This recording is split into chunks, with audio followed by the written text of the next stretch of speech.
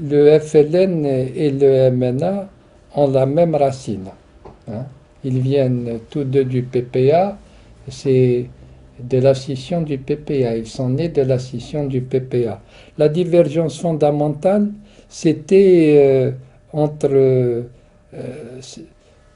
la question, pas la question de la lutte armée, mais la programmation de la date de l'insurrection. C'était ça.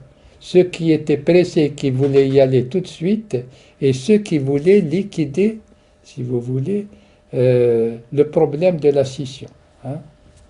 Comme Messali disait, il faut d'abord, hein, régler les affaires de la famille avant de s'engager dans la lutte armée. Par la suite, ça a été une lutte pour l'hégémonie. L'enracinement du messalisme était autrement plus fort que celle du MNA.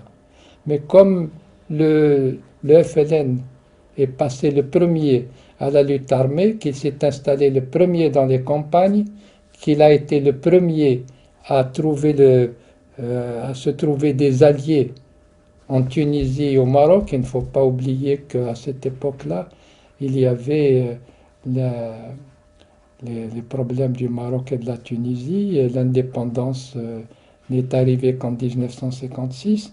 Donc, les groupes, le FLN a trouvé tout de suite des alliances avec les gens qui faisaient la lutte armée en Tunisie et au Maroc, et surtout l'Égypte, qui était une caisse de résonance très très importante grâce à sa radio, La Voix des Arabes.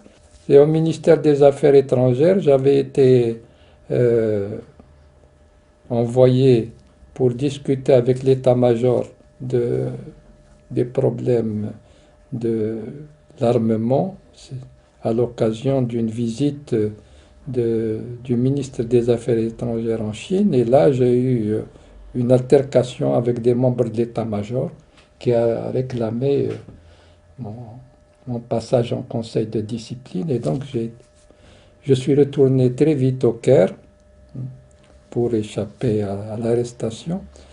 Et au Caire, j'ai attendu un moment jusqu'à ce qu'on tranche cette question d'altercation avec l'état-major.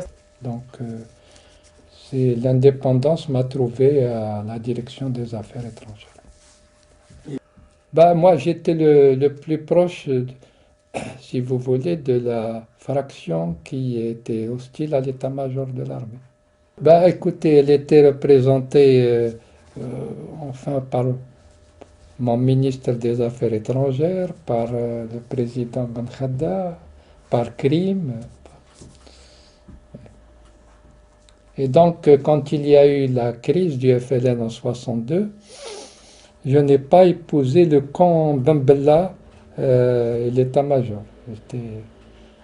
Et quand ils ont triomphé, donc je n'étais plus euh, en grâce avec les nouveaux dirigeants et j'ai été nommé comme ambassadeur à Beyrouth, mais je n'ai jamais rejoint mon poste. Et entre-temps, Ben Bella s'était ravisé et il a signé des décrets sur l'autogestion. Alors il m'a demandé d'être son conseiller pour le secteur socialiste et c'est comme ça que je suis resté à Alger. Je pense que on exige trop, on a trop exigé de Gaulle parce qu'il faut voir dans quelles conditions il a pris le pouvoir, hein.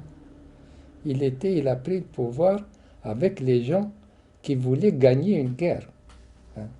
Et donc, il a fallu beaucoup de temps et beaucoup d'épreuves pour se dégager de l'emprise des groupes favorables à la guerre.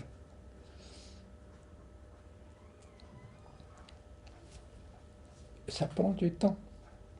Ça prend du temps.